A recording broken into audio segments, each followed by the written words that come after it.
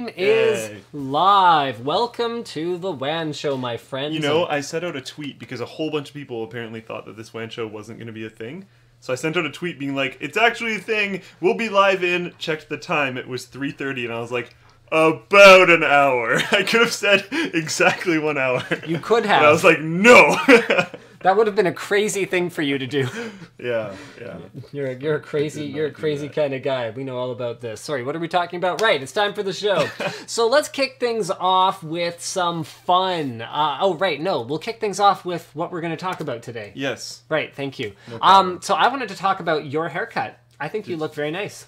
Didn't you also get a haircut? I did. I'm fishing for compliments. Ah, I see. I think yours is wonderful. Thank you. Yes. Mine cost $0. Oh, that's nice. Yeah. Mine didn't. My wife did it. If I want a $0 haircut, my dad will grab the shaver, put it on the minimum setting, and just go whoosh. Does he have to put it on the minimum setting? Well, it's an option. I mean, it doesn't take that much longer. We have dog clippers. That's what we So it's like... Probably excellent quality clippers. Oh, they're great. Yeah. And like well taken care of and all that kind of stuff. Yeah.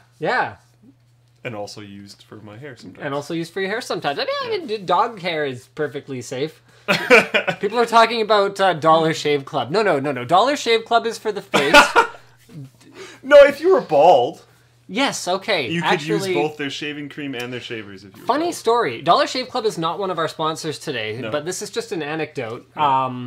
When I was researching Dollar Shave Club to find out whether we should take them on as a sponsor, there was actually one review on YouTube in particular of a dude who didn't get provided Dollar Shave Club razors, but just signed up for it and did a review that had like 70,000 views, and he was bald. And so I think people who shave their heads as well with their razors are going to be way better people to talk to about the longevity of the blade. So he's like, yeah, it lasts longer than... Quality too, though, because you have such a bigger zone where you could potentially cut yourself. Yep. And shaving your face is actually relatively easy. Because you can see what you're doing. Yeah. So the back of your head and stuff is not going to be easy. He was just like, yeah, these are good. And I'm like, okay. Then I guess they're a sponsor.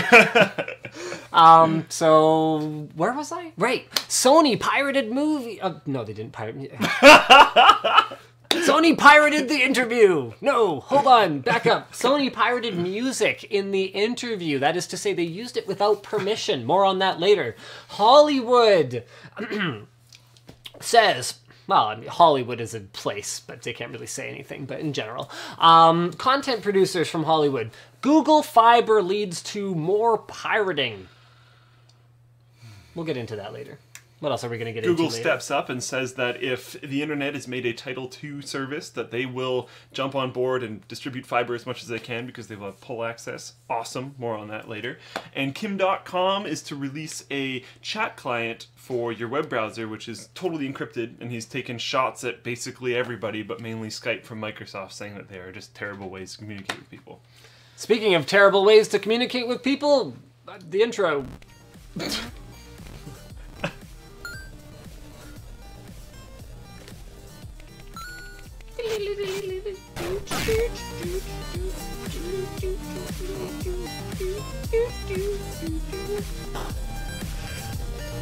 I love this music.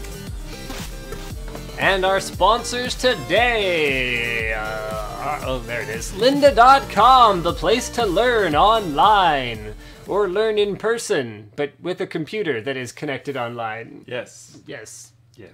And Squarespace, the place to make your website online. Well, you can make the website in person, but you would be interacting with Squarespace's website builder through a web browser.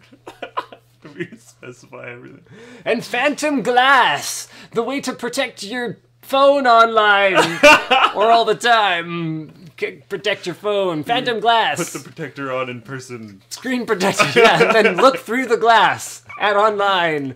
Also, Phantom Glass is our main sponsor for CES 2015. Dun, dun, dun. CES, Sunday, Monday, Tuesday, Wednesday, Thursday, Friday. Don't miss any of our coverage, and head over to store.phantomglass.glass if you want to check out their fantastic glass screen protectors. So we are going to be having some fun with our Phantom Glass protected phones while we're down at the show, so stay tuned for that, you guys. So apparently people are asking if the stream is going. Yes, the stream is going. Friday, Friday, Friday. Okay.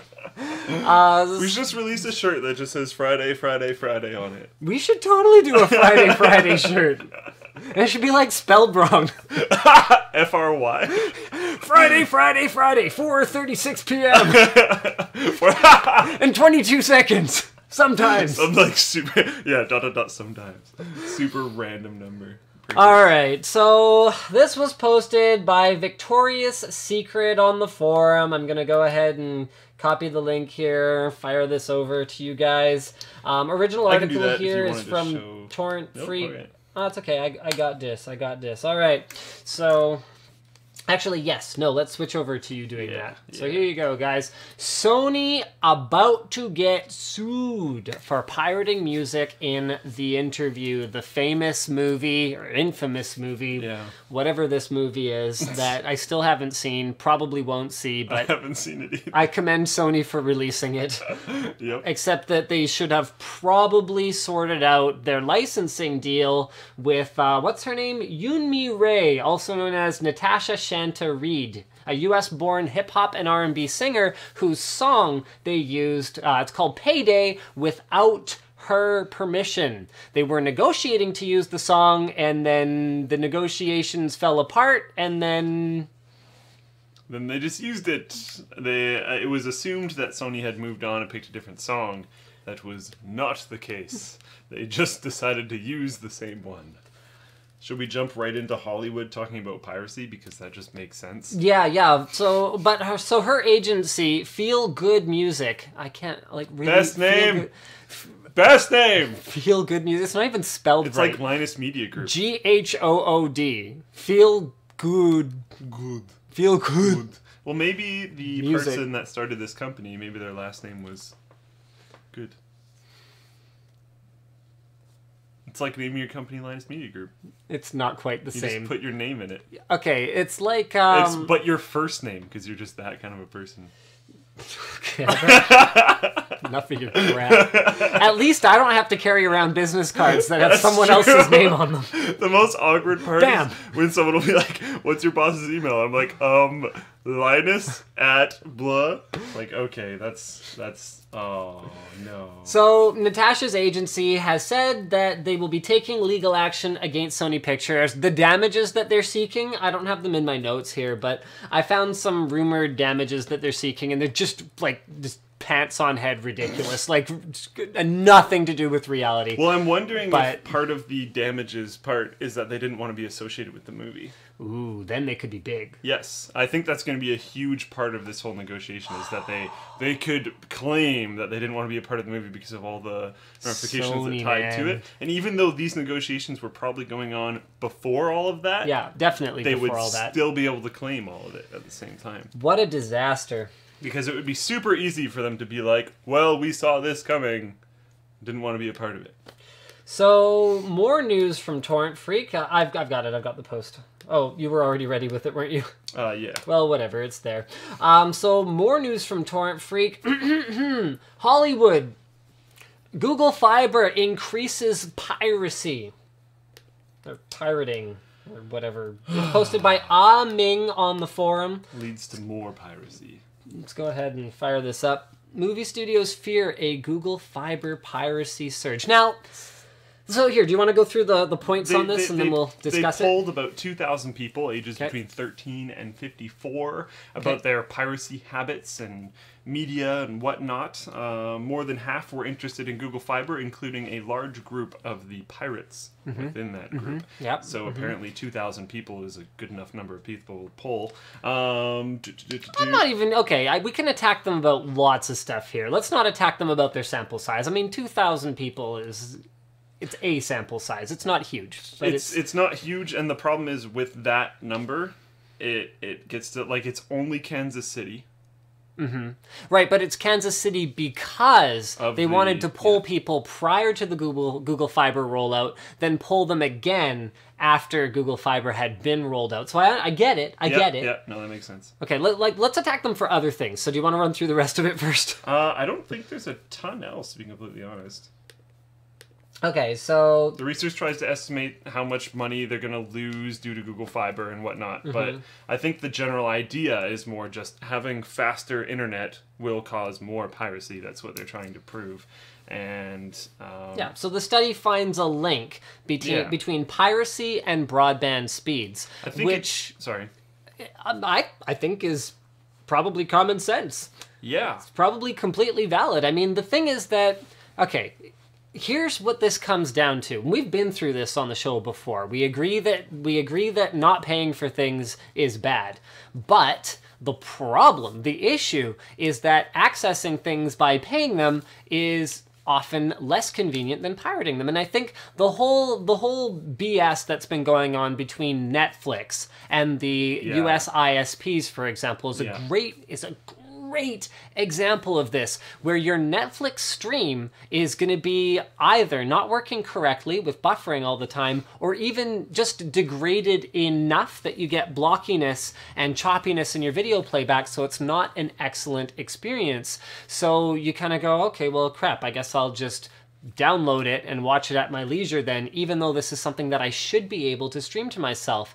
So the issue here is that the ISPs, often with very tight ties to broadcast companies like NBC, for example, is owned by, crap, I'm gonna completely fall apart here. It's Comcast, right? I'm not sure. Yeah, Comcast owns NBC, and so there's a lot of relationships like that.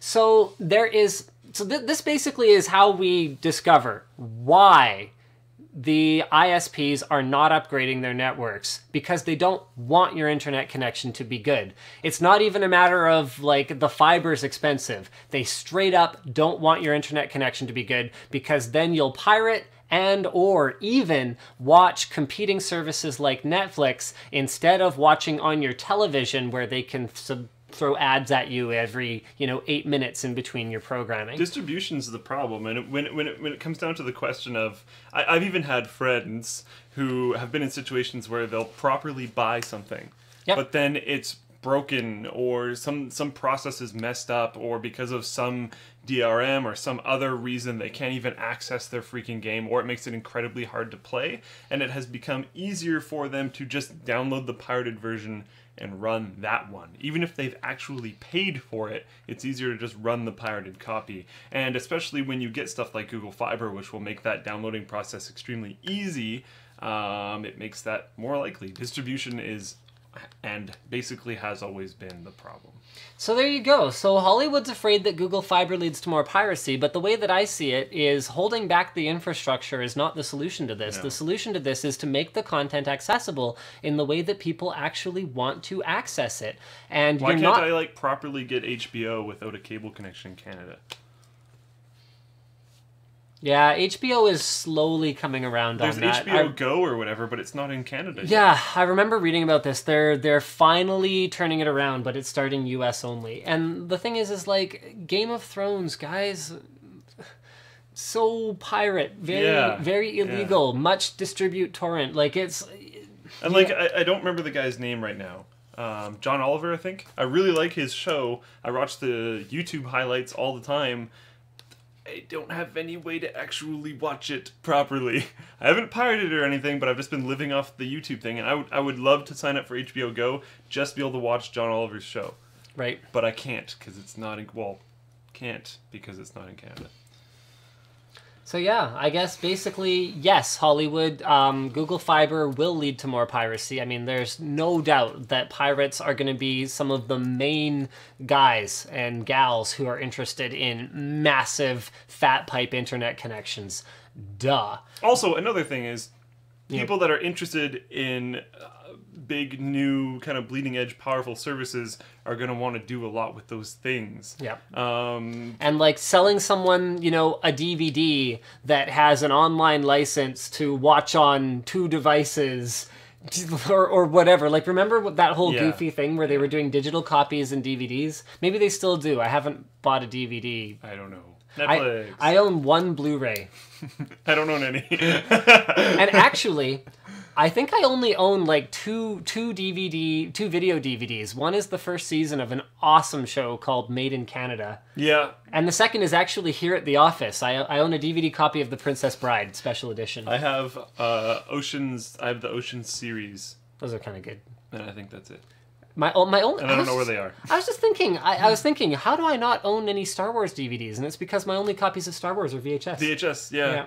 Yeah. I have the VHS of the original 3. All right, more Google and more Google Fiber discussion. So this is an article from Engadget.com. I'm just going to fire it up here. So Google tells the FCC, look, if those other guys are going to drag ass and not bother to roll out their fiber upgrades, you know, if you declare internet to be a Title II utility, then fine, we'll expand it. We'll do it. Because the problem is right now, anywhere where Google wants to roll out fiber, they have to dig their own trenches in order to get it to the buildings where they need to get it to. If they had access to the underground conduits and to the telephone poles, then they would be able to roll it out for, what was the article figuring? Something a tenth, like I think? A tenth of the cost. Digging trenches, crazy expensive. So Google has already managed to make it somewhat economical at 10 times the cost of what they think it would cost them if it turns into a Title II utility, if it gets reclassified, and they can just roll out fiber wherever. Holy crap, that would be awesome. And honestly, if I'm AT&T right now, do I just kind of go, okay, crap, I guess we better just get on this. Okay, I guess the, you know, $60, $70 a month that we're getting from our subscribers is pretty good. Maybe we should try to retain those customers while we still have a freaking chance. So I don't know if it's the overall cost. It says the access to poles, ducts, and conduits at a tenth of the cost is limited by federal law. So it's probably not the overall cost. It's probably those aspects individually, but that's still a huge savings.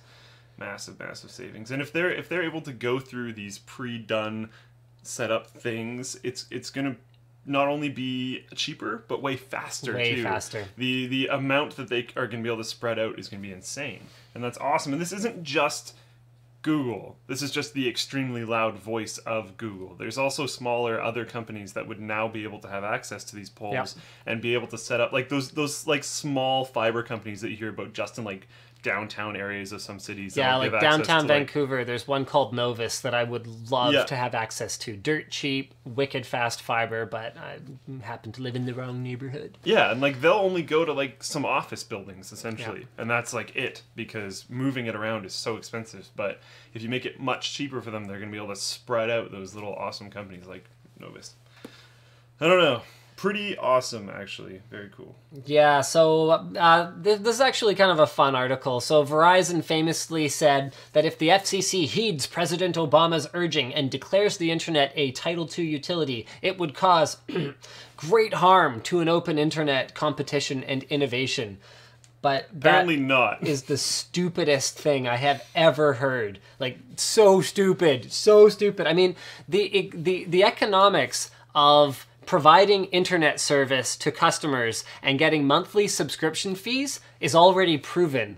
This is already established. And it's not like rolling out the previous infrastructure that they did wasn't expensive at the time and didn't make sense based on the subscription costs that were present at the time. Like this is an established business that works so well that these companies can, you know, develop new content programming, and they can, you know, name stadiums and co-build them, and so obviously it's perfectly functional. And so yeah, if they're not willing to do it, then great.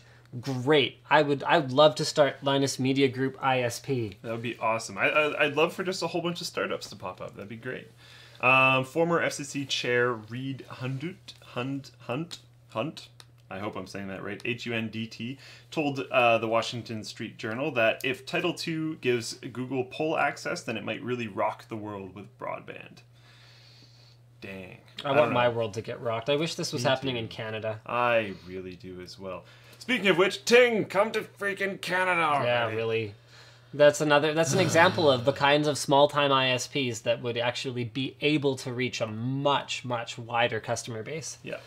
for sure. All right, so is that it for the Google show for today? I think that's all we need to talk about with Google. We might take a little short break here. I just want to bring up that the new Office campaign has ended. Right, it's over. Thank you very much for your contributions. Didn't update the total yet. Oh. I just realized. So we can't even. I just fired it up so I could show people that. I think we might here.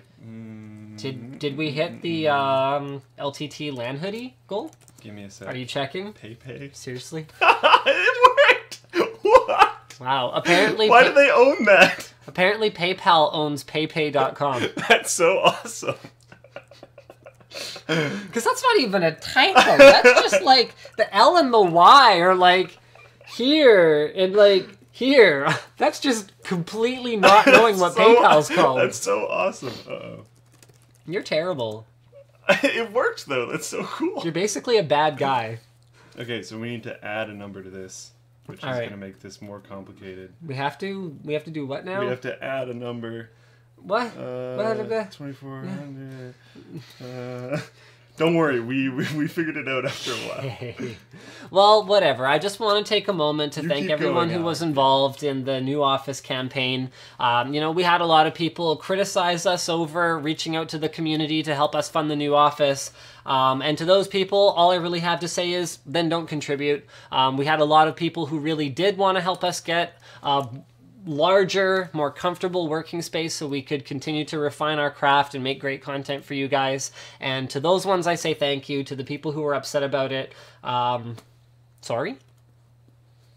The ultimate Canadian response to everything. Okay, so the final number, we raised $38,125.18. I really don't know how we ended up with 18 cents. Oh, right, because contributions are in US and the total number here is in Canadian. And PayPal fees. And PayPal fees, right. So there's exactly. a couple things. So, so yeah, thank you so much. That is going to contribute an enormous chunk of the renovations that we're looking to do at our new place. Things like building up new sets, putting in the office spaces we need, storage racks for Luke to put video cards and stuff in, security, sort of doors over all that valuable stuff.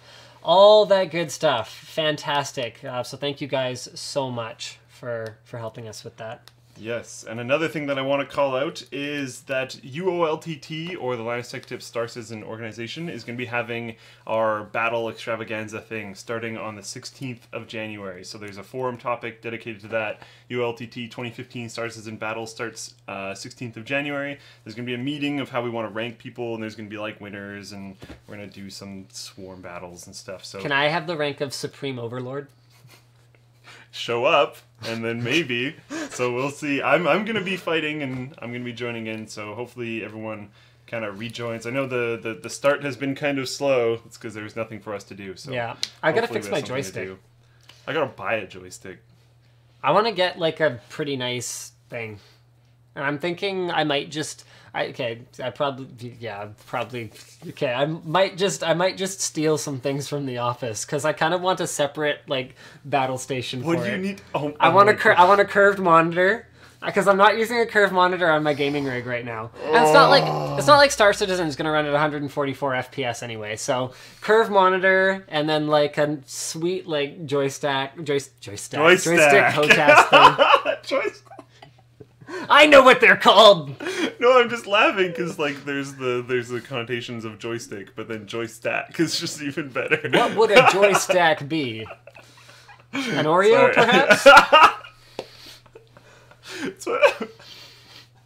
All right, moving on. Can't do this now, our source for this next article isn't necessarily the most reputable, but Fudzilla.com says Intel could save Apple's bacon, and actually the implications of this news that hasn't really been verified too hard yet, but if it's true is a huge deal. The implications of this are enormous, not just for Intel and Apple, but potentially for the entire industry. Did you post this already? I did. Okay, so basically Fudzilla.com... Also, someone just purchased joystack.com.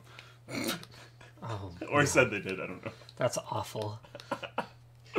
Sorry. Okay, so basically, the rumor is that Samsung and TSMC are both failing to produce 16-nanometer FinFET chips for Apple. So it's not that they don't have the fabs kind of up and running. The problem right now is that they're not getting strong enough yields on their 16-nanometer products in order to meet the demand or to make the costs make sense, because that's the way this whole thing works. There's no such thing as a wafer with 100% of the chips on it being usable. That's not how it works. You produce the wafer, you get all the chips, you cut them up, you test them, and then the ones that work, the ones that don't work, and the ones that kind of work, well, those are going to be your Pentium dual cores and your Core i3s, whereas the fully functional chips are going to be your Core i5s and Core i7s. So that's the way all this works. And there's lots of different ways for a chip to not work. Sometimes it could be fully functional, but maybe it's operating well outside the power requirements of the product that you're trying to build with it. So this could be pretty disastrous. Okay, so basically Apple, the word on the street is that they're looking to move to 16 nanometer with their new processors. So they wanted to be on a cutting edge manufacturing process in order to be competitive in terms of power consumption, performance, and, well, really, power consumption and performance are going to be the big ones, with the best that anyone in the world can produce. So right now, Intel is ahead of everyone else. I believe they're on 14 nanometer at the moment. Yeah. So Intel's on 14 nanometer right now, and they've already begun construction on their 10 nanometer fab that should be going online, crap, I want to say sometime in 2017. Oh, yeah. Is that correct? It's I know it was like about 2 years from now. So 2017 sounds about right, but like I wouldn't be surprised if it was late 2017. Okay, no, Intel says Intel to ship chips in 2015, and they figure 7 nanometer chips in 2017. So maybe there you that go. just blew my mind so much when we first covered it that I forgot. Well, because 14 nanometer was delayed. It was only delayed, I think, 6 or 8 months or something like that on Intel's side, but it was delayed. And then I think the plan on Intel's side was not to slow down development of 10 nanometer, so 14 nanometer would just have a slower life cycle. Now, Intel had trouble with 14 nanometers, so it shouldn't be surprising us too much. And Intel had a big advantage there too, because they were already doing FinFET on the previous manufacturing node. So Samsung and TSMC, to my knowledge, tried to go FinFET and 16 nanometer at the same time. So it is no surprise that they're having problems with them. And basically, the word on the street, like I said, is that the Apple simply will not be able to get chips from them for their upcoming products. So Apple is allegedly in talks with Intel to have Intel start producing chips for Apple. This is huge, because someone like a Qualcomm, so you know how like every smartphone has a Qualcomm processor in it right now, every high performance smartphone. Qualcomm does not own manufacturing. No.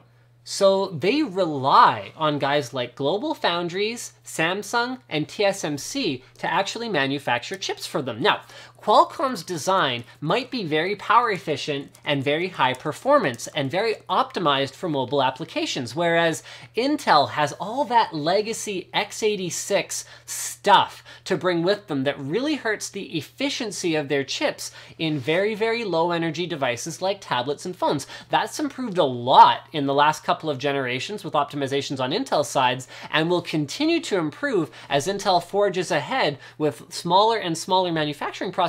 But now imagine this, because Intel for a long time enjoyed being a full process node ahead of the entire rest of the industry, and it looked like at 14/16 nanometer they were going to catch up. And all of a sudden, Intel wasn't going to be able to be slightly less efficient with x86 and just be at a lower process node so they could compete with everyone else who's stuck on a last-gen manufacturing process. Well, now, it looks like Intel could jump as far as 2 nodes ahead of everyone, which means, that could be the solution. I mean, it's funny because they keep doing this. It's just like, we will brute force having the best manufacturing in the world, and then if the design isn't quite as efficient, then bollocks to that, who cares? So we'll be able to save cost with much smaller dies, or we'll be able to save design, and we'll be able to have something that's not quite as efficient, as long as we have the best manufacturing in the world. If they end up 2 nodes ahead, your phone in 2016 or 2017 could have an Intel processor in it, because there's just no one else who's even in the game. It's interesting how companies like Qualcomm now, okay, I'm going to say this, and please take it with a grain of salt, may not have been that big, and then just exploded, and then Intel's like, no, mine, go away. And, I mean, you gotta imagine that someone like Intel isn't going to be giving their most competitive contract manufacturing rates to someone like Qualcomm if they see an opportunity for themselves to jump in and dominate the mobile market. I mean, someone like Apple, I think Intel is going to be, it's going to be advantageous for Intel to work with them.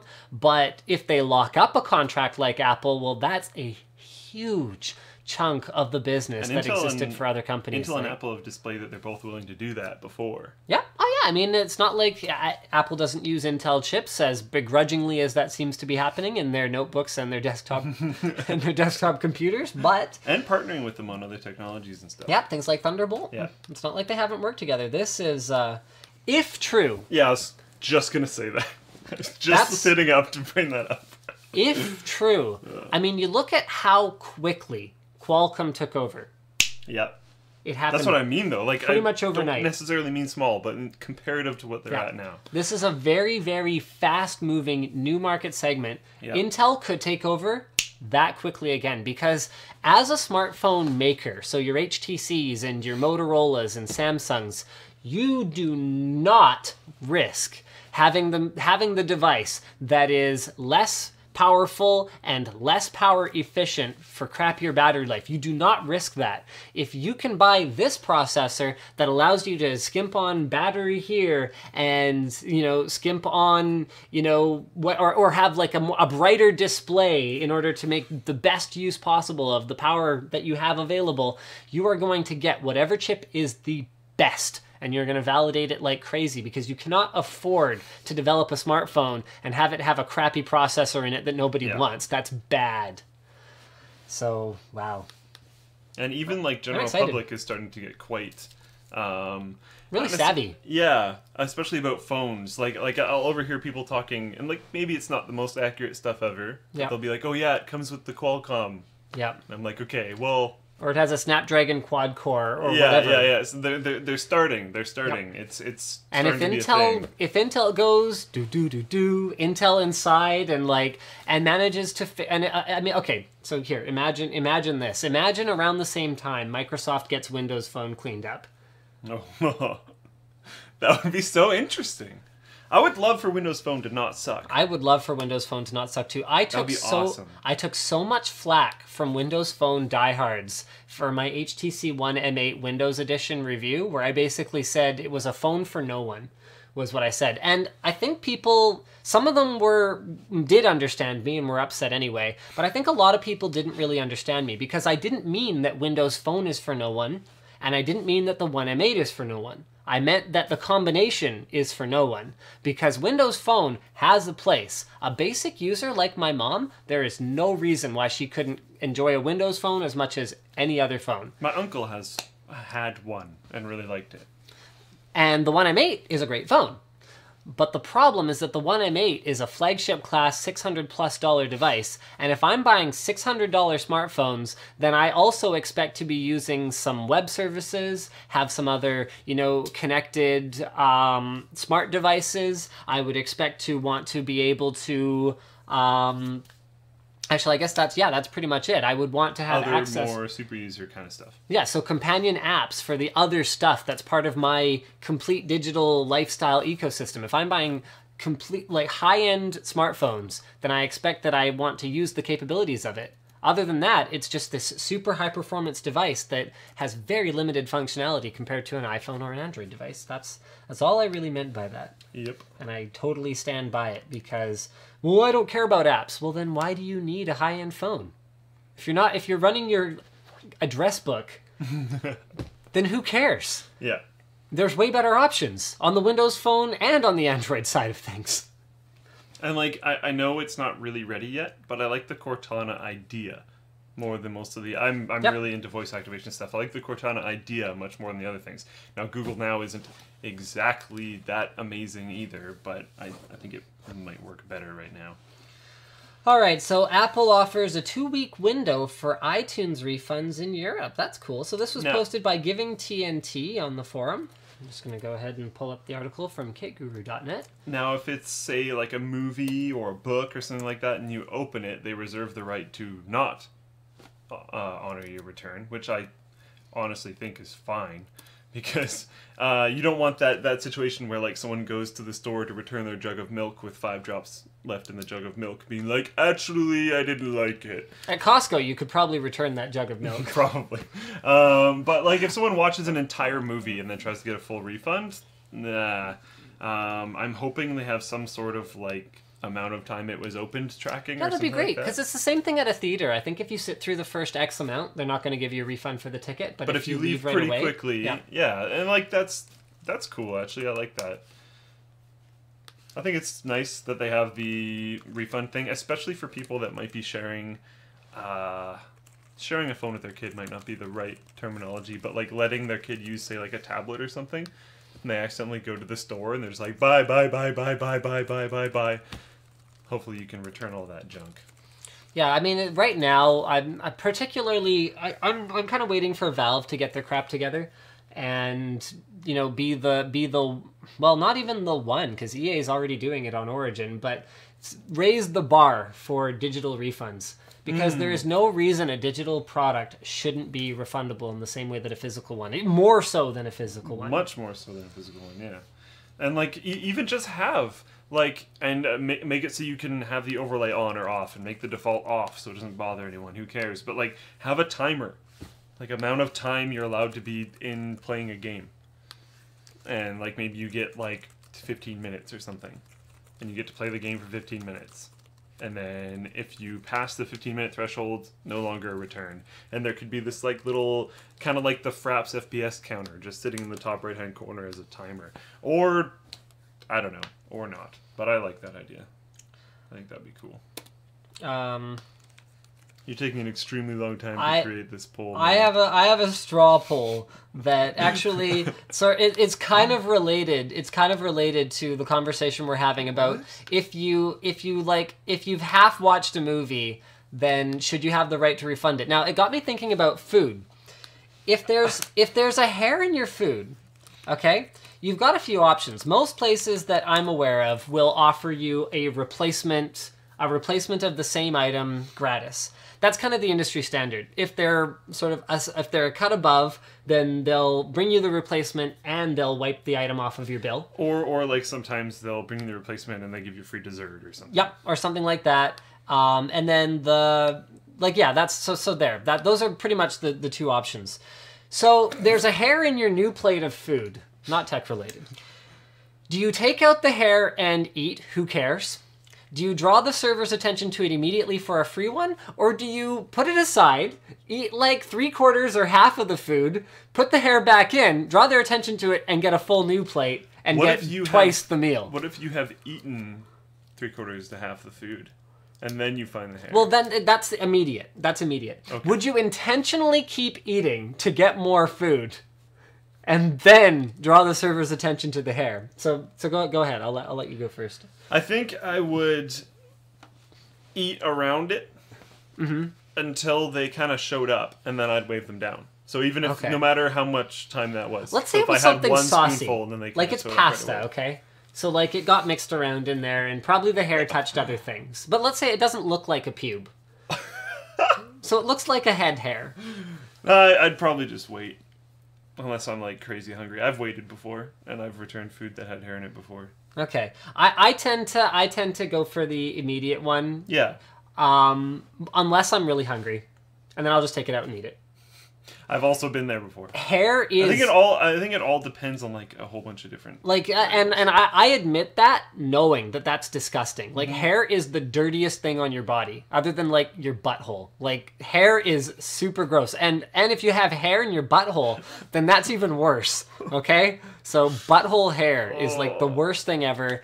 So if there's hair in your food, you probably shouldn't eat it. But, well, I don't just mean not eat the hair. Definitely don't eat the hair. But you probably shouldn't eat the food. Especially if it's something that was mixed, like he said. With So apparently the vast majority of you draw the server's attention to it or just take the hair out and eat, with only 6% of you saying that you would eat half of it first so that you could just have more food. I guess you guys don't have the kind of appetite. If it's something that's, especially if it's like a multi-part meal, so like if there's some meat and then vegetable and something else, I will wait until they come around, at least within range, to flag them down. Like if they're back in the kitchen, I'm not going to go up to the kitchen. Right. But I'll wait till they come out and then I'll flag them down. But I might have a few bites of whatever until they get there. Just because I'm like, okay, well, I don't really want to wait longer to be able to eat. But I'm also not going to sit here and try and scam you out of a whole bunch of food. Apparently people are thanking me for the cleanliness lesson. You probably shouldn't take lessons on cleanliness from me. Let's go ahead, and speaking of cleanliness, why don't we go ahead and talk about our sponsors for today. So our first sponsor is Squarespace.com. Where you can make super clean websites. Yes! Yes! So Squarespace.com recently introduced Squarespace 7, which is their latest massive upgrade over their previous Squarespace 6 platform. It gives you all kinds of new tools. So they've got a redesigned interface. They've got integration with Google Apps now. So if you use Gmail addresses for your work email and your work docs, and we do, it's awesome, by the way, then it's got full integration with that. Just like before, it's got integration with payment portals, so you can create a store on Squarespace. It's got new templates, it's got cover pages, it's got all the same benefits as before, so it starts at only $8 a month, and if you buy an entire year's worth, then you actually get a free domain thrown in, a free, like, regular price domain, not like a $2,000 domain. Good try, though. They've got 24/7 tech support online, and they've got, oh yeah, so their templates feature responsive design, so your site's going to look beautiful if you're looking at it on a computer, if you're looking at it on a phone, or whatever else the case may be. And they've also got, they've got their new partnership with Getty Images. So Squarespace is the most selfish website design company that I've ever encountered, because they're all about what they want. And what they want is the web to look beautiful. So they're providing affordable, high-quality images for people, because that way, just because someone designs a website with a Squarespace template, I mean, they could still put MS Paint art all over it, and they would still manage to make a Squarespace template look bad. Squarespace is like, no, please, stop making our templates look bad, please. So you can get affordable images on gettyimages.com to make sure that your site looks beautiful. And I have to chime in here and say that a friend of mine recently looked into starting a blog thing themselves. They're going to do a blog thing or a blog? A blog. It's a specific thing. I mean, what would a blog thing be? It's the blog monster. I said specifically blog thing because they're doing a post every day for the next 365 days. So they're doing a year. That's definitely a blog thing. Just so we're clear, that's a blog. Anyways, it's for I'm not going to get into it. But anyways, they used WordPress. No. And I was like, you are using good images, and you are using good formatting, and you are using good blah, blah, blah, blah, blah, blah. But then there's like weird stuff, and it doesn't look great because it's on WordPress. So I hadn't looked into the specific blog features of Squarespace yet, because I was just looking into building a website for myself. Yeah. So I started looking into that, and then I'm like, let me make you a website. Let me Squarespace you. So I don't know. I just had to bring that in. Yeah, because we've used WordPress in the past, and it's so much more manual, and you can do a lot of manual stuff with Squarespace, but you don't have to, which is a big part of the benefit. Yes. All right, our other sponsor today is lynda.com. Go to lynda.com/WANshow and learn how to do the coding and image manipulation that you might need to do in order to build your own very beautiful Squarespace site. Actually, that worked in really well. That was awesome. So lynda.com is where you can get access to great quality video content online from industry experts. You can learn all kinds of great stuff like programming, like I just said, Photoshop, video editing, photography. They had some other great examples that I was looking at. I always blank on this. Like, the number of times that I've gone to their site and been like, I'm sure I'm forgetting something. Right. 3D animation, business, music, music, all kinds of crazy stuff that you can learn over at lynda.com. And whether you're a hobbyist, or whether you're someone who wants to start a new profession, or whether you're a professional who just wants to brush up on what's new and what's hot, they add new content every week, so you're always getting the most out of your membership, and you get a free 7-day, did I say 7-day? Dang it. You get a free 10-day trial if you go to lynda.com/WAN show, so you can decide if lynda.com is right for you before committing and paying the $25 a month for one of their plans. And then actually we do have one more call out today. So we're going to be at CES. We're actually flying out Sunday morning, and a huge thank you to Phantom Glass, the defender of our smartphones, for this trip and just in general. Phantom Glass is this awesome Gorilla Glass 3 based screen protector that has a whack ton of advantages. So advantage number 1 is perfect clarity. It is as clear as Gorilla Glass, which is like 99 point whatever, like, yeah, basically it's completely clear. Also, the feel. Screen protectors feel like butt. They're terrible. And in addition, so that's great. Some screen protectors feel like butt. Some feel terrible. Not this one. Not this one. Some screen protectors feel terrible, and they can actually add kind of a fuzziness to the image, especially if they're matte ones. Well, because it's Gorilla Glass, it's also smudge resistant in much the same way that your phone is, so you can wipe it off quickly like this, and you're going to be able to get rid of all the greasy marks on it. Advantage number whatever we're up to is that it goes on with no bubbles, guaranteed. You can take it off, put it back on. I actually got 2 of them when I did my initial review that prompted us to start the sponsor relationship with them, and the first one, I was like so careful putting it on, and I was like, oh yeah, no bubbles. And then the second one, I was like, okay, I'm just gonna go for this. And I just put it on like as badly as I could, and like magic, in like 30 seconds, all the bubbles just found their way out from between the glass and the screen protector. It's like, what?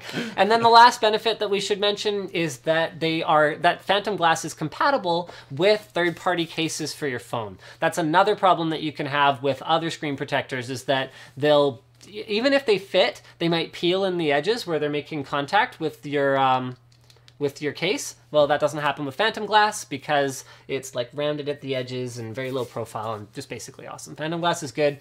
So head over to store.phantom.glass to get your own today, and don't miss any of our coverage at CES 2015. And a huge thank you to the guys at Phantom Glass, and HyperX is also sponsoring us there, but a huge thank you to the guys at Phantom Glass, who are our presenting sponsor this year. You guys are awesome. I don't think we got through all of our Google topics. No. All right, well, let's do something else for now anyway. Oh, this is good. Microsoft working on a new browser, not IE. So this was posted on the forum by Alex Goes High. I don't know what goes high means. I understand gets high. I've honestly never really got that one. So if you hold on a second. So if you I was wondering if it was like a compression of a word. Maybe he's fairly young and it's Alex Goes to High School. Probably not. Nope. Yeah, no, I don't Probably think so. not. All right, so basically, Internet Explorer 12 UI overhaul is a blend of Chrome and Firefox, adds extension support, which is pretty darn freaking cool, and Microsoft is allegedly discussing sort of past Internet Explorer 12 coming out with a browser that does not feature the Internet Explorer branding. Now, which might have one of the coolest code names ever, which has been a trend for Microsoft lately, but it might be called Codename Spartan, which is pretty sick. I don't know, I like that kind of stuff. I like it when they bring back like the old Halo stuff, like how their voice AI is Cortana. Their new browser might be called Spartan. Let's latch on to the one hugely successful thing we did with the young demographic in the last 10 years. Nintendo releases a browser, Link. They released a security system and it's just called like the Master Sword. As long as it's not like Navi, then I'm good. Like, can you imagine if their voice interaction system was Navi? Hey! Shut up! Listen! Please just shut up and Google Docs! No! Oh, that was probably the most annoying thing I've ever done on the show. So probably yeah, So probably they're not going to completely overhaul the underlying design of the browser, but it looks to me like it's probably just a timely rebrand. Honestly, Internet Explorer isn't that bad lately. It's just not. I mean, it's the kind of thing where it might not have a lot of the special, exciting stuff, like really great extensions like Chrome does or Firefox does. But as a workhorse, if you want to go to a page, particularly like an educational page or something like that, Internet Explorer is the one that kind of just works for me. Educational pages are like login portals. Yeah. Login portals are a big thing. I've done. What even was that? I don't know. That was a weird Nick face. just walked by really oddly. Yeah. I don't even know. We should just start calling that the Nick face. It's kind of like a combination of duck face and like popped out eyes. It's like.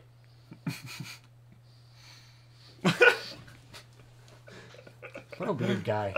Why do we employ him? Nick is super weird. Good night, Ed. I'm not leaving yet. Okay, that's good. All right, Google. Okay, more Google news. topics. All right, this was posted by Victoria's Secret. I'm going to go ahead and pull up the CNN page here. So Google opposes the Marriott's plan to block Wi-Fi hotspots. You know what's funny about this is, didn't the Marriott apologize for that BS? What BS? This? The bit where they were blocking people's Wi-Fi hotspots without them knowing. I don't know. I didn't hear about this. Yeah, we talked about it on the show. Was this like a really long time ago? This was a while ago. I vaguely remember this. Marriott apologizes after being fined by the FCC for blocking customer Wi-Fi. Yeah, they apologized for this BS.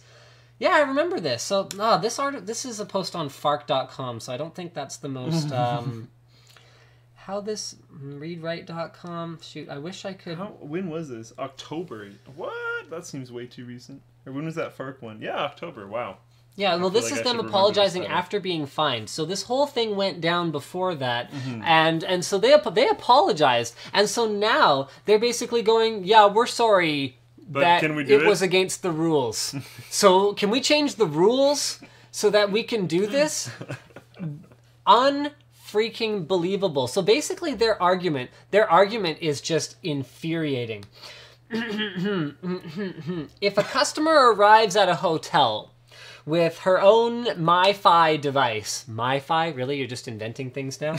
And the hotel interferes with the customer's connection to that personal hotspot. The hotel... Oh, wait, hold on. No. Sorry, this isn't their quote. Crap, where's their thing? I don't think it's in these. Right, no, sorry, here it is. Yeah. Marriott and the hotel lobby argued that guests can use their smartphones... I have to jump in again. Sorry, one second. I love how it's called the hotel lobby. I know. Argued that guests can use their smartphones or MiFi devices to launch an attack against a hotel's Wi-Fi network or threaten other guests' privacy. What are you talking about? If you open a open network. If you post That's not threatening someone else's Okay. Yes. If you created an open network that you were kind of spoofing something that looked official, you could create a login portal that looks kind of like it or whatever else. Okay, yes. But I don't see any reason why the hotel couldn't monitor for something that appears to be spoofing versus something that is obviously not. But then like someone's you're just going to run into connection. complications there with them claiming that it seemed like there was spoofing or some crap like that. Because there's also problems where even if they're not spoofing like the Hotel Marriott's Wi-Fi, if someone just opens a unsecured network and is like, free internet, people are going to want to connect to it. So, okay. So I get that argument. I don't agree with them at all. But the answer is really easy. My Wi-Fi should be included in what I just paid you for my room for the night. Get over yourselves. Thank you. That too. So basically, and then there should just be a thing in the room saying like connect to this exact SSID. Yep. Ignore other ones. I mean, I don't understand. You know what? Now that I think about it, even then, people can still screw with you. Even when Wi-Fi is included with my hotel room, it's almost like they go out of their way to not bother to not bother to tell me how to connect to it. No. Because some hotels do a pretty good job of this, where you just log in with your last name and your room number to get into the portal. Yep. And that's something that someone who's spoofing their connection wouldn't be able to do anyway. They wouldn't know your last name and your room number. They Although they could just make it auto let you in. Yeah. Okay, that's true. Yeah. So anyway, but they have an easy way to do it. Whereas other ones, you have to go you have to go to the desk, you have to get them to give you a card, and it has like a one-time use password, and like that kind of thing is just inconvenient. It's like they don't even want you to use it. And it's infuriating. Yeah. Anyway, so basically, if the flip side of this argument is if a customer arrives at a hotel with their own personal hotspot device, then effectively what the hotel's doing is forcing them to not use that, even though they already paid their carrier for the right to use their device as a personal hotspot. They're forcing them to pay twice for the same capability, to pay the hotel to use their Wi-Fi. So yeah, this is kind of ridiculous. This is ridiculous and stupid. And I mean, I'm sorry that people might get spoofed. That seems like a very uncommon thing, and it seems like also the kind of thing that someone would have to be physically on your premises doing, and wouldn't be that hard to track down who was doing it with video surveillance in the lobby and make sure that you're prosecuting that person correctly. Like, yeah, that seems like there's solutions other than locking down your customers from being able to bring their own Wi-Fi hotspots. Yeah, and that just needs to be a personal security thing. Like, people need to be aware that these are things and try to protect themselves. This isn't the hotel's job to protect people, and that's obviously not what they're doing anyways. They're just trying to get people to buy their freaking Wi-Fi. Like, come on. Cynicism hats on. Okay, we can take our cynicism hats off. GTX 960 is rumored to be released on January 22nd, although none of our sources for this are particularly concrete, but that makes sense because the concrete sources are going to be under NDA. I actually haven't heard anything about it, so I'm just speculating on someone else's rumor. This was posted by, Brood on the forum. I'm going to go ahead and pull up the article from everybody's favorite. I'm doing this just to irk the forum people. I was wondering, because I was like, that was a lot of call-outs for the fact that you don't like that source. Like, normally there's like, oh, just be wary, but this one was like... So it looks like if the rumored specs are correct, it'll be around a $200 price point. It'll have the, GM206. Whoa. Okay, I didn't know that was happening. I actually misread this. I thought it was GM204. Because if it was GM204, then it would be an extremely cut-down chip versus the GTX 970 and 980, but it would be the same chip. But this could be its own fully enabled 128-bit GM206 chip. So just to put this in perspective, NVIDIA has effectively, over the last couple generations of products, worked their smaller, less expensive dies several... Like, it looks like about 2 bumps up the product stack. So it used to be that an X04 chip would have been a 960, 950, or like an X60, X50 product, and that is now an X70, X80 every other generation if the pattern continues. And then an X06 chip would have normally been like very low end. Like that would have been...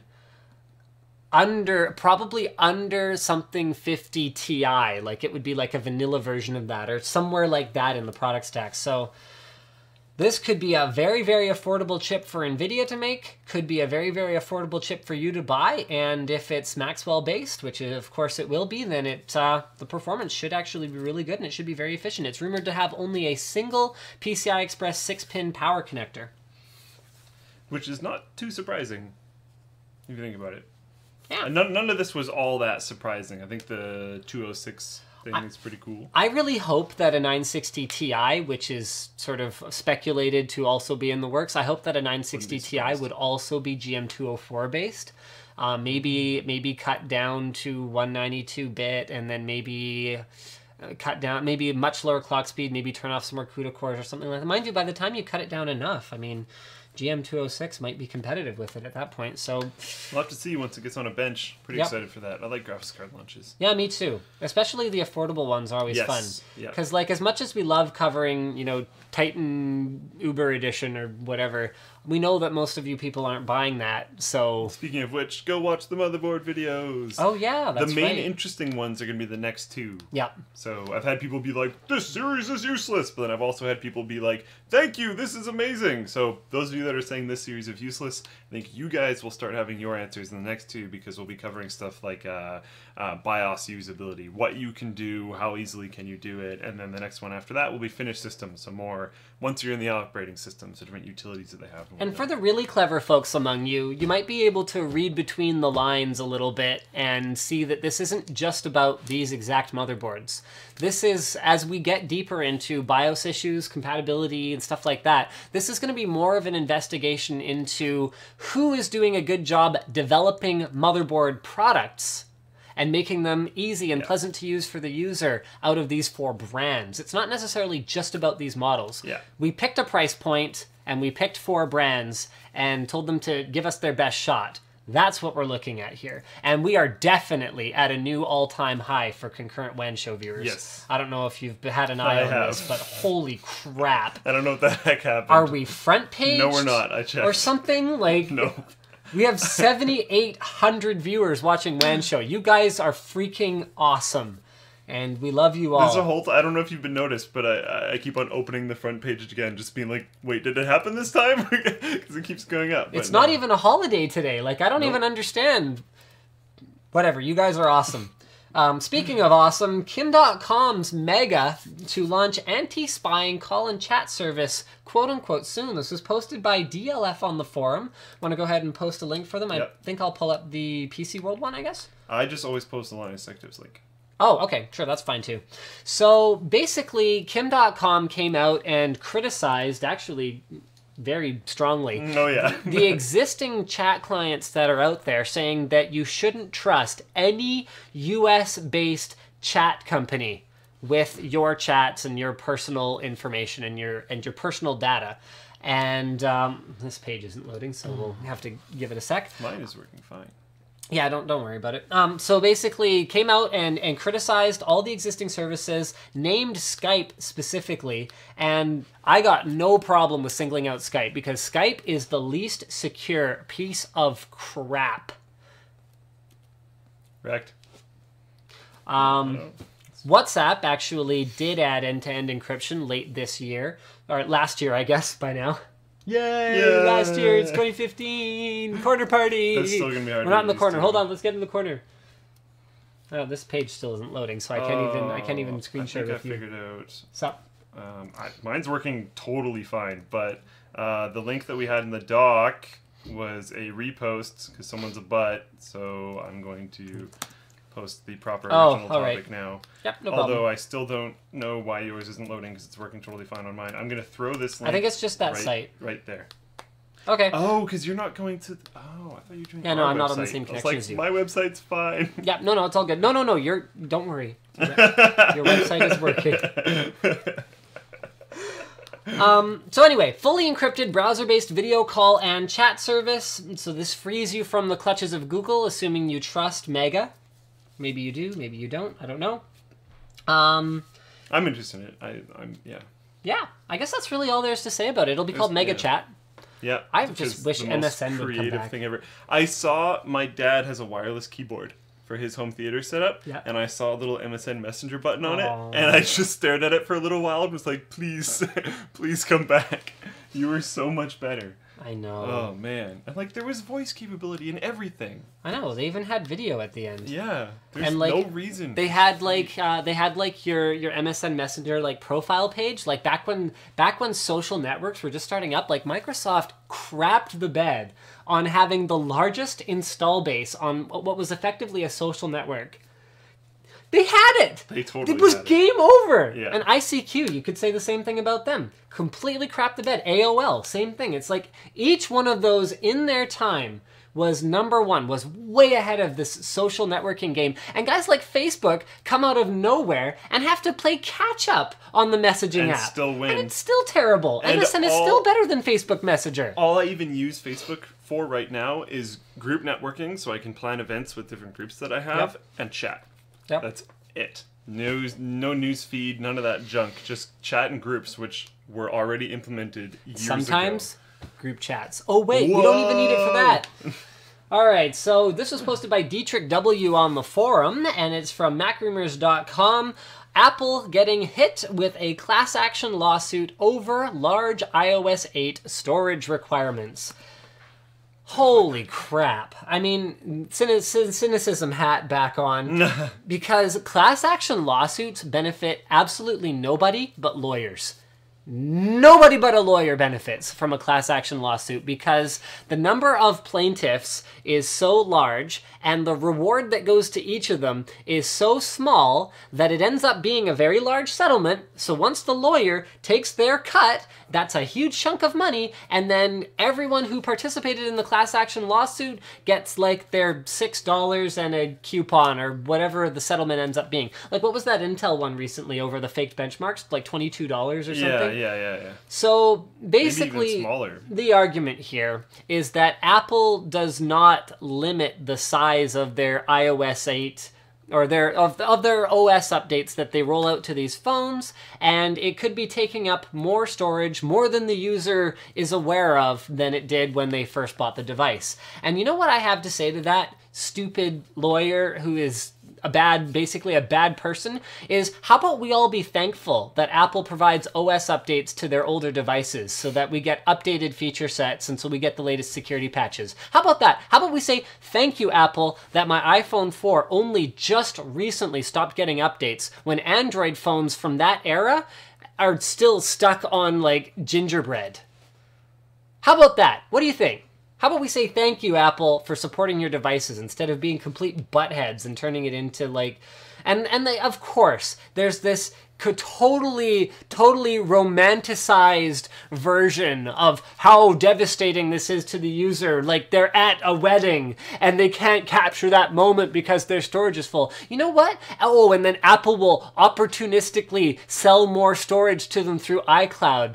You know, they should have thought of that before they... Can I help you? Taking this laptop. All right. So confused. Carry on, soldier.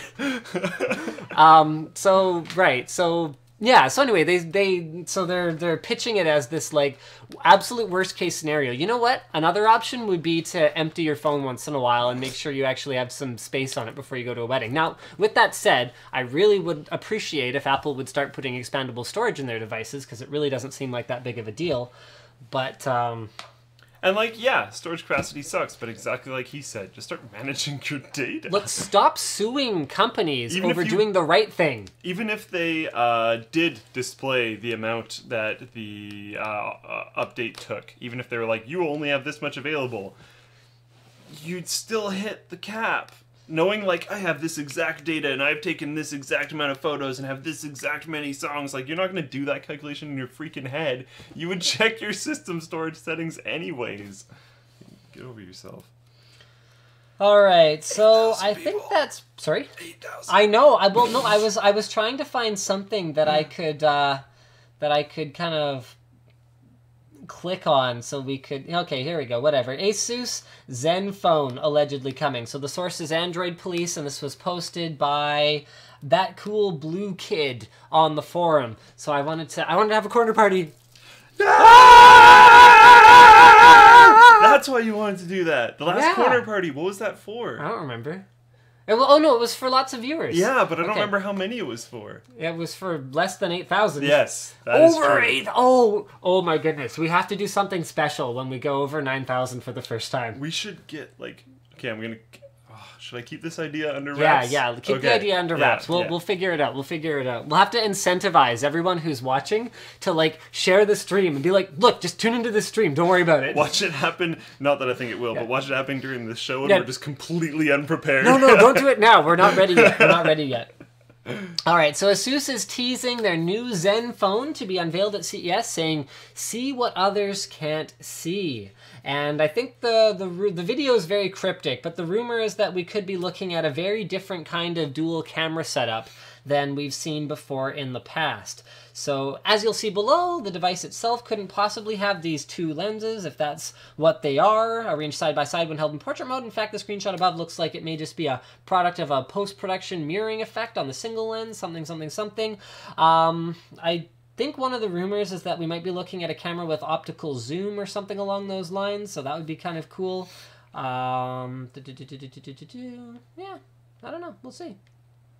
We can watch the video if we want. Ooh.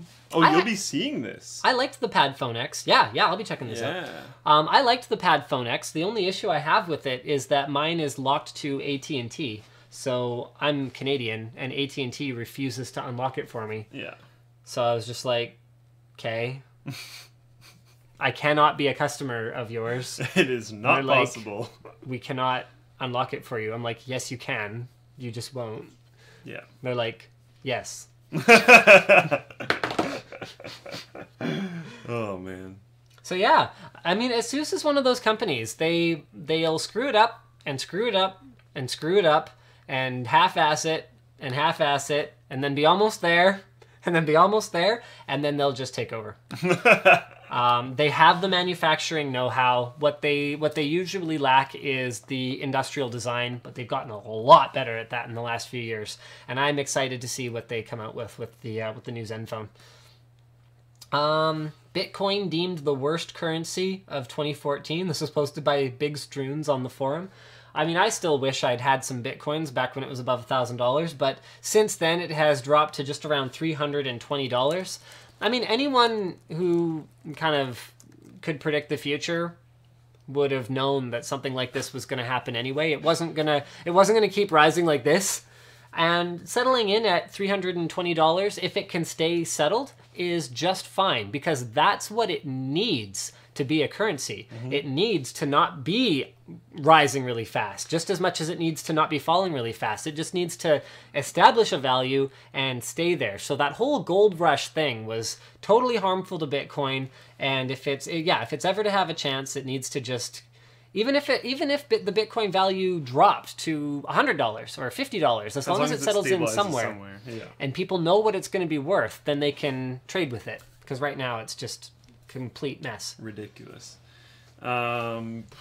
Do we have anything else for today, right. or is this just a short show? Someone linked this screenshot and said, "What do you mean MSN's gone?" There's still, I think you can still use the client with like, and I think it's not gone in all territories. It's not gone in all regions. Like, it's complicated. The gradual killing off of the service has been in progress for quite some time. Okay, yeah, because I got kind of excited. No. I was like, was there some way I can do this? And the problem would be related to other things. Like, there'd be no security on it. There'd be a lot of spam on it. Like, it's not being maintained. Yeah. So, yeah. Apparently, there's a VESA mount for iMacs now. Yep. Newertech.com. Because I complained a lot. Oh, wow, this is the stupidest thing ever. I hadn't actually looked at this yet. It's like engineering a solution to a problem that should not exist. Oh. Really? The largest, most ridiculous thing ever. And it leaves the leg on it. So you actually have to just leave the foot on the new iMac. You can use it as like a phone tray. You know those things that they have where you plug your phone into the wall? Yes! It's like... That's now built into your iMac. Aluminum design. Because you wanted a high build quality phone stand? I had people giving me crap in my iPhone, or my iMac teardown, where I was saying that I think it's totally asinine that Apple doesn't allow the stand to be removed and swapped for a VESA mount like it did with the old ones. Yeah. Now you have to decide at the time of ordering, and people are saying, no, Linus, there's a VESA mount. This does not count. That is stupid. Stupid. And Apple needs to get their crap together. Like, that's not even an upgradability thing. That's just common sense. Monitors should go on VESA mounts. And, yeah. We're almost at 8,300. What? That's incredible. We're not just beating our previous record. We're just wrecking it. Crushing it. Absolutely ridiculous. Monstrous. All right, so this has apparently been redacted, but the internet was pretty excited about it momentarily. I think, okay, so I've been speculating for quite a while that it would be Q4, maybe Q3, but probably Q4, so this wasn't too surprising. But I have a theory that part of the reason why it was redacted was they probably want it to be a big thing at CES. I'm wondering if that's going to be an announcement at CES. Right. So basically... he was so Palmer was quoted as saying that the consumer version of the Oculus Rift would be released. What was it? Winter 2015. Winter 2015. Yeah. That has since been changed to late 2015, early 2016. I think is the new quote that's been replaced in the article. And honestly, I wouldn't be surprised either. It's yeah. I don't know. They need to super duper make sure that their first consumer version is 100% okay. Because if there's any problems with their first consumer version, that's going to cause serious issues for the VR community as a whole. Yeah. We need the first consumer version from the massive front runners to be a very, very good success for the entire industry. I'm so stoked to play Valkyrie. Mm-hmm. Like, so stoked. Valkyrie will be sick. I'm excited for something that I'm not going to tell you guys a ton of yet, but a company that I'll be going and seeing at CES that has a VR, AR mixed headset. That should be really cool, hopefully. We'll see. Well, I guess that's pretty much it for today. Oh, there was one thing that I told this company that I would talk about briefly on the show. No, not that. I thought it was 3D. So this is actually here. I'll load up the site. I don't even know how to pronounce it, but I get contacted. Vessel? I don't know because Vessel would have 2 S's, right? Yeah, but I don't know. Companies do that a lot. Okay, here we go. So Vessel Case. These guys contacted me and they were like, "Yeah, we have like this super high quality iPhone 6 case. We think you'll be really, really impressed with it, and we want you to review it." And I kind of went, "Well, I don't really review phone cases because what is there to say about a phone case? Not a lot." So basically what I said was, "Look, I'm not going to review it, but what I will do is if you guys want to send one, I will try it, and I will like open it and put it on my phone on the podcast, and I will give people my thoughts on it." So my initial reaction, here, I'll hold this up a little bit closer for you. Actually, you know what I could probably do is add, can you be my cameraman? Yeah. It'll be like the old days. Yeah. This is so exciting. Didn't we do something fairly recently? I don't remember. Oh, okay. This is gonna be fairly difficult because the cable. Don't worry, you got this, bro. And I have no viewfinder. Hold on. I gotta change the output size. We need this camera putting out at 1920 by 1080. All right. So here you go. I told them I'd do like a live unboxing on the WAN show. So this is the case. You can choose your wood finish. I believe I went with space gray / walnut. So there's little pins that hold together the corners here. There we go. Yeah. Oh yeah. That depth of field, bro. Oh, come on, focus. Focus. I have no manual control. There we go. If I hold my hand there, then we can see it. All right. So those are in there like that. So the construction is all like metally and sexy and stuff, and then the buttons kind of go through the thing, and there's like a foam or something there. Okay. Anyway, let's put it on the phone. And so my initial reaction was like, oh yeah, this seems pretty cool. I've actually had it on my phone already. I cheated. I unboxed it without you guys. Now I'm a little bit worried because I had it on before and I had to take it off because I had to put something else on my iPhone 6. But anyway, the way that you put it together is then you put the last screw in this corner. So I'm going to go ahead and do that. And it comes with this little tool, which is actually pretty cool. Vesselcase.com. And I hope, yes, I did. I put the screw there. So it comes with its own, its own little like socket thing. And then it's got a little cap on it. And I guess you could store that on your keychain if you felt like you might need to take your case off your phone very frequently. Are these like premium bumpers becoming more popular? Because I have to confess, I was not really aware bumpers of them. are only really an iPhone thing, right? I think so. Yeah, so I have no idea. Right. Let's see if not a clue. Let's see if I can do this. I'm having trouble now. Of course I have trouble when I try and do it on camera. It's like Murphy's freaking law, right?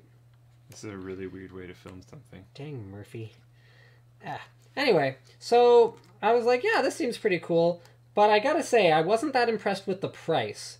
This thing is 120. $20? Sorry? 120? Hold on. It gets... My first guess before you even started saying a price was 100. It's 138 euros. Euros! Oh, no! That's... Okay, that's a lot worse. Yeah, so... I mean, it's nice. So there you go. That's what it looks like. I've got a D-brand case on here. And it actually does fit, even with the vinyl case, although I'm sure they'd probably prefer if you kind of kept it clean metal on the back for the looks.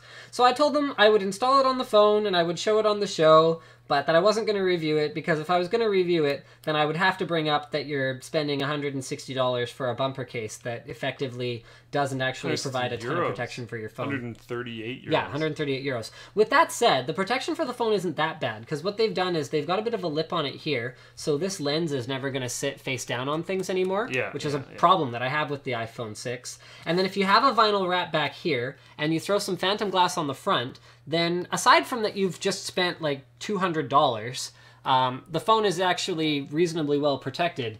And let's just go ahead and remove that. The phone will then be reasonably well protected, but you've just spent like $200 on like a combo case for your phone with a D-brand skin, phantom glass front, and like a... You'll buy a whole nother phone. We're going to get into the motherboards territory there. You're just like protecting your phone when you could just buy another one at that point. Yeah.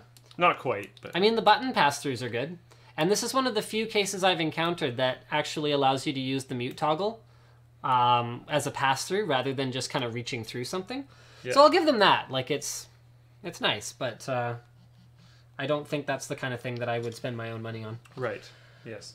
So there you go. I think that's pretty much it for everything that I wanted to talk about on the show today. I just wanted to do like a quick glance through to see if there was anything else, but I think that was it. There's that lamp that lasts for 40 years. Yeah, but it costs how much? $2 grand. $2 grand? Well, okay, I'd rather replace my light bulb every once in a while. Yeah, especially because we've already got LED bulbs that cost like $10 or $20 and last for also lots of years. Maybe not 40 years. And like by the time that LED light bulb finally dies, there like might be something new and better, or and an also improved cheap version of that, which will also be cheap. Yeah. So here, guys, I'll pull up the article for that just for amusement more than anything else.